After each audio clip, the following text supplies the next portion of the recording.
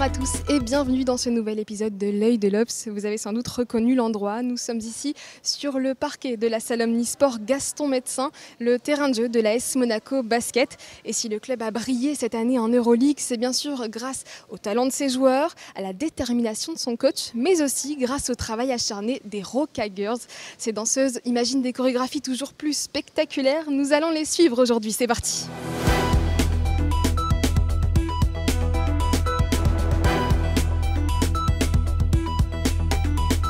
Bonjour Mendy, vous êtes la directrice artistique des Roca Girls, c'est vous qui avez même créé l'équipe.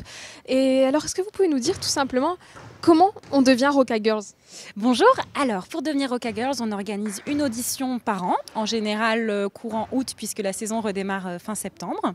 Et donc on embauche nos danseuses sur audition, on choisit celles qui correspondent le plus à l'esprit des Roca Girls.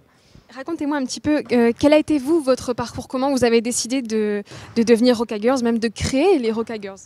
Alors, j'ai toujours dansé, ça a toujours fait partie de ma vie depuis toute petite. Et après le bac, je suis partie à Londres 4 ans. J'y ai suivi une formation de 3 ans pluridisciplinaire dans la danse, le chant, le théâtre.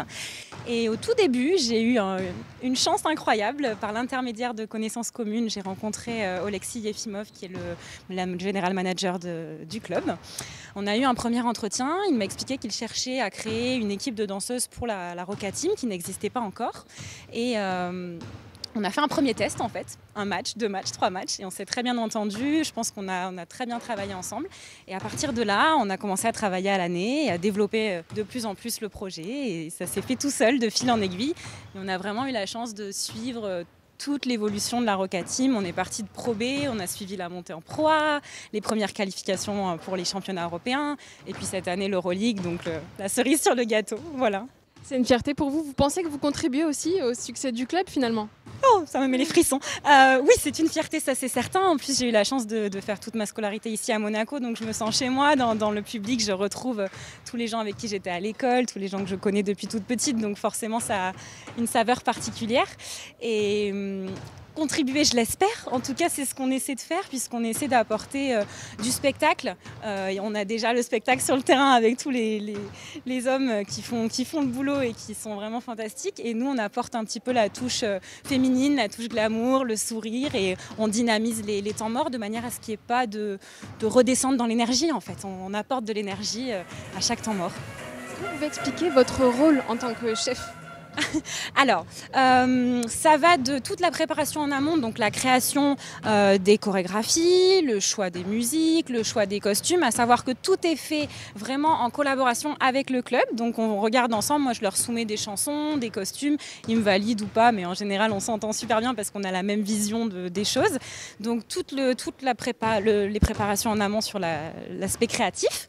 Et ensuite la transmission, c'est-à-dire qu'il y a toute la partie répétition où il faut former les danseuses, leur apprendre les chorégraphies, les faire répéter et pour arriver ensuite sur le terrain et proposer quelque chose d'abouti.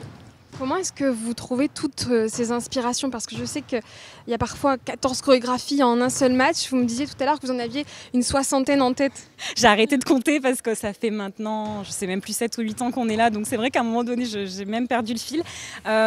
Principalement de la musique, souvent, ça peut arriver à n'importe quel moment. Je suis en voiture, j'entends quelque chose à la radio et je me dis « Ah, ça, ce serait super !» dans la salle Gaston Médecin ou voilà, différents spectacles qu'on peut voir. En fait, je m'inspire de tout. Voilà, ce soir, il y a un match donc à 20h. Est-ce que vous vous sentez un peu stressé ? Est-ce que vous appréhendez à chaque fois, même si vous êtes bien expérimenté maintenant ? Alors ça, c'est propre à chacune. Je réponds vraiment pour moi, je suis une stressée toujours. Donc j'ai beau avoir fait plus de je ne sais combien de centaines de matchs, je stresse à chaque fois, mais ça fait partie du jeu, ça fait partie de l'expérience. Et je pense même que si un jour j'arrête de stresser, d'avoir le trac, je commencerai à m'inquiéter sérieusement parce que quelque chose serait pas normal. Qu'est-ce que vous dites à votre équipe juste avant d'entrer sur le terrain alors ? Je leur dis toujours amusez-vous, en plus c'est vrai, amusez-vous, éclatez-vous, prenez du plaisir et surtout donnez du plaisir. C'est-à-dire que voilà, notre métier, c'est d'avoir le sourire, de vraiment toujours donner le maximum, peu importe ce qui se passe avant, peu importe ce qui se passe après, être à 100%. Et je pense que si elles prennent du plaisir, forcément le public le ressent aussi. Il y a le directeur général de l'ASM Basket qui disait que vous étiez presque aussi connu que les joueurs. Est-ce que vous confirmez ça ? C'est difficile pour moi de le confirmer, mais en tout cas, c'est très gentil de sa part de l'avoir dit. Est-ce qu'on vous demande par exemple des photos? Est-ce qu'on essaye de vous aborder? Ça arrive. C'est vrai que maintenant, dans Monaco, souvent, on nous arrête. Ah, la Roca Girl, donc ça, c'est adorable. Et surtout auprès des petites filles. On a beaucoup de petites filles qui viennent nous voir à la fin du match, qui nous demandent des photos, des autographes, qui nous disent « Ah, on veut être danseuse comme vous plus tard ». Et ça, franchement, c'est merveilleux, ça fait chaud au cœur et j'espère que ça continuera. Alors justement, pour ces petites filles qui se demandent c'est quoi le quotidien d'une Roca Girl? Est-ce que vous travaillez à temps plein? Est-ce que vous avez un autre travail à côté? Vous êtes des danseuses professionnelles? Expliquez-nous un petit peu. Alors, toutes les danseuses qui travaillent pour les Roca Girls sont danseuses professionnelles. Elles sont toutes intermittentes du spectacle. Donc, elles travaillent pour les Roca Girls, mais pas que. Elles travaillent aussi pour Élégance, ma société, dans d'autres types de prestations. On fait du cabaret, donc tout ce qui va être French Cancan, Plume, Charleston, vraiment le côté strass paillettes qui n'a rien à voir avec ce qu'on fait ici, mais qui est génial aussi. Et certaines donnent des cours de danse en plus à côté. Il y en a certaines qui sont diplômées d'État comme professeurs de danse. Elles ont aussi la possibilité de travailler avec d'autres compagnies si elles en ont l'occasion. Donc c'est un travail à temps plein, ça demande du temps. C'est pas compatible avec un autre métier à côté puisque c'est des journées de répétition, beaucoup de répétitions, de préparation et de spectacles. Donc en moyenne, Élégance, on doit bien faire une centaine de prestations par an.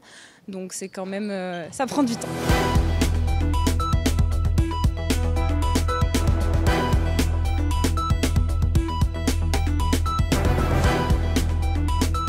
Marie, tu fais partie de la team.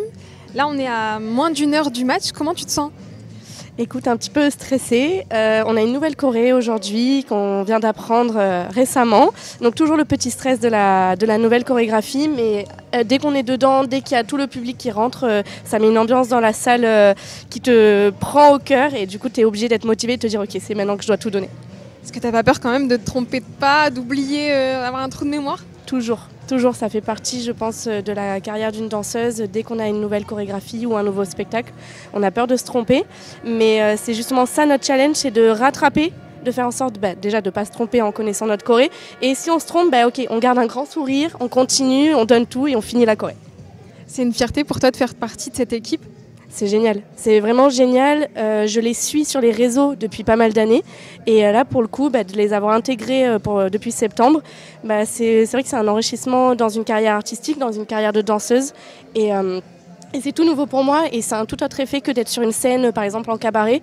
Là, le fait d'être dans un stade où les gens sont en amphithéâtre au-dessus de nous, ça procure vraiment un effet impressionnant et ça réchauffe le cœur et on se dit « Ok, je suis toute petite par rapport aux personnes face à moi, donc il va falloir que je joue grand pour pouvoir montrer une belle chorégraphie. » Merci beaucoup Marie et je vous souhaite beaucoup de succès à toutes pour ce soir. Mandy, vous êtes toutes prêtes, toutes en beauté. Le match va commencer d'ici quelques minutes. Comment vous vous sentez? Comment vous sentez votre équipe? Super motivée, on a toutes hâte d'être sur le parquet. C'est le dernier match avant d'attaquer les playoffs, donc vivement que ça commence. Merci en tout cas de nous avoir montré un petit peu les coulisses des Roca Girls. Je vous souhaite beaucoup de succès pour la suite. Merci beaucoup, merci à vous, c'était vraiment super. Merci beaucoup, merci aussi à vous de nous avoir suivis et je vous dis à très vite pour le prochain numéro de l'œil de l'Obs.